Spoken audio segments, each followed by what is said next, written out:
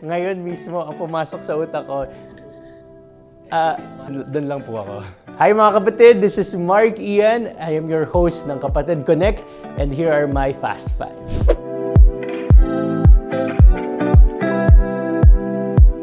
Personal hero, of course, my mom, kasi syempre bata pa lang ako, siya na yung nagpalaki sa akin. Of course, alongside with my father, pero si papa ko kasi yung nagtatrabaho, so yung mama ko lagi ko nakikita. And ayun, I would say napalaki naman niya ako ng maayos, and lahat ng kung ano meron ako ngayon ay dahil yun sa kanya. Kaya siya ang hero ko, si mama. Ngayon mismo, ang pumasok sa utak ko, dahil na-mention ko yung mama ko, is adobong manok ni mama.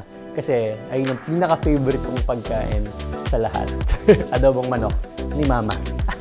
Okay, I hate to say this, but of course, super stress ako kapag in terms of work-related na mga bagay-bagay. Nakaka-stress kapag there are things that blocks your way, kapag may goal kang gustong gawin, and there are things that blocks your way. May it be people or circumstance. Sobrang nakaka-stress yun syempre. But, itong mga stress na to, these are our stepping stones para mas humusay tayo sa pagharap ng mga stress na tinatawag natin para, well, mas madali nating malagpasan yung mga susunod pang stress na kakaharapin natin.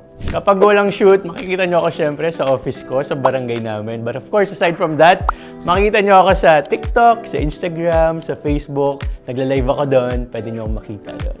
At kumonek sa akin. Okay, nagsisimula, nagtatapos sa pagdadasal. Of course, pagising natin magpapasalamat tayo.